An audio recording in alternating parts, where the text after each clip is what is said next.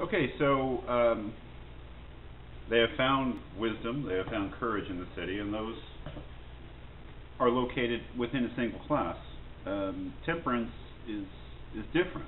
It's not located in a single class. When Socrates describes temperance as self-mastery, what that points to is that temperance is not so much a thing as a relation between things. And he again says, it seems to me, however, that what this term is trying to indicate, self-mastery, is that within the same person's soul there is a better thing and a worse one. Whenever the naturally better one masters the worse, this is called being master of oneself. At any rate, it is praised. But whenever, as a result of a bad upbringing or associating with bad people, the smaller and better one, and here we already are getting a theory of human nature, that is, there's a better part of us and a worse part of us, and the better part is smaller. The smaller and better one is mastered by the inferior majority. This is blamed as a disgraceful thing, and is called being weaker than oneself or being intemperate. So what is, in general, what is temperance? It's a kind of self-mastery, and one has it when the better part is master over, is in control over the worst part. Socrates at the top of page 117 then says, "Now then, take a look at our new city, and you will find one of these conditions present in it, for you will say that it is rightly described as master of itself, if indeed anything in which the better rules the worse is to be described as temperate and master of itself." And in the middle of that page, 117, next to margin letter D, "Don't you see then that this too is present in your city, and that the appetites of the masses," and that would be the bottom of that line, the so-called moneymakers or craftsmen, the inferior people, by so frank, the inferior people, but that's the way he set it up, are mastered there by the wisdom and appetites of the few, the best people, and those would be the people on the top of the line. So it's temperate, the city is temperate, as he says, because it's a sort of harmony. That's towards the bottom of the page. The temperance is a sort of harmony because its operation is unlike that of courage and wisdom, each of which resides in one part and makes the city either courageous or wise. Temperance does not work like that, but has literally been stretched throughout the whole, making the weakest, the strongest, and those in between all sing the same song in unison. He calls it a concord between the naturally worse and the naturally better. Now, of course we're offended, and we should be offended, by Plato calling some people naturally better and some people naturally worse, and yeah, I mean,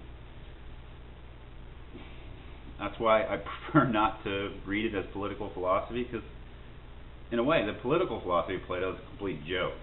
It is. I mean, it would be acceptable to no decent modern person. Maybe in the ancient world we might have more sympathy for it.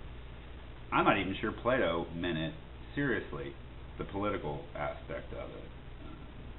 But he's not even really, I don't think he's even really interested in that. He's setting up this natural and worse thing to apply to us. He's not really so interested that there are people who are naturally better than other people. It's stupid, in a way. Not in a way, it is stupid.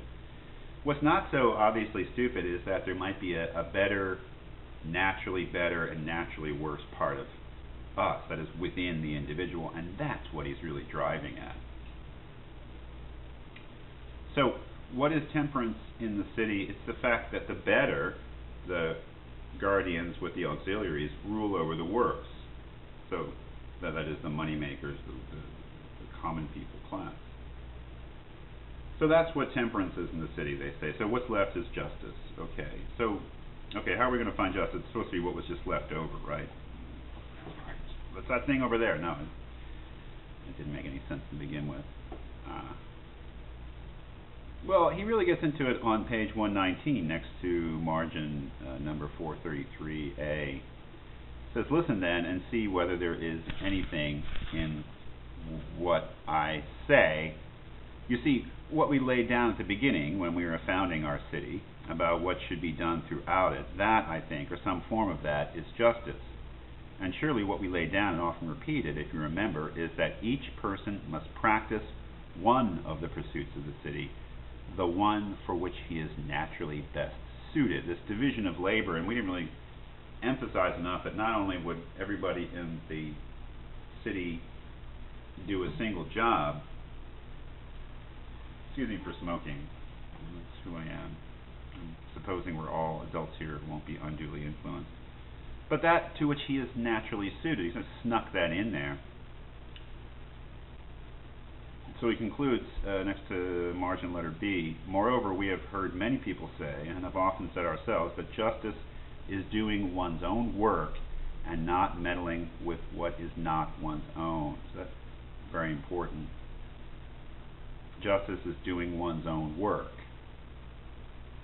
That sort of connects up with the things that were said about justice in the beginning, about justice is giving each what is owed, or a sense of fairness. It's really no better than those initial definitions. And so if you're looking for a really great definition of justice in the Republic, you're not going to get it. But in a way that's okay, as long as what's really at stake in the Republic is not what is justice, but whether one should be just. So he says next to letter C on that page, after our consideration of temperance, courage, and wisdom, I think what remains in the city is the power that makes it possible for all of these to arise in it, and that preserves them when they have risen for as long as it remains there itself. And what is that which enables all the other virtues to arise? At the very bottom of the page, next to letter D, says, or is what most contributes to making it good the fact that every child, woman, slave, free person, craftsman, ruler, and subject, each does his own work and does not meddle with what is not. So what turns out to be justice in the city is that everybody does their own job and doesn't meddle with the jobs of others. Now if we look again at the class structure of the city, that scheme of guardians at the top, auxiliaries or soldiers in the middle, and moneymakers at the bottom, justice in the city means that every one of those classes, which has a function, is doing its own work and not the work of another. Injustice, then, would be when one class tries to do the work of another, when the function of one class is usurped by another. And he's very clear that this doesn't mean, oh, when shoemakers try to build houses or grocers try to become farmers.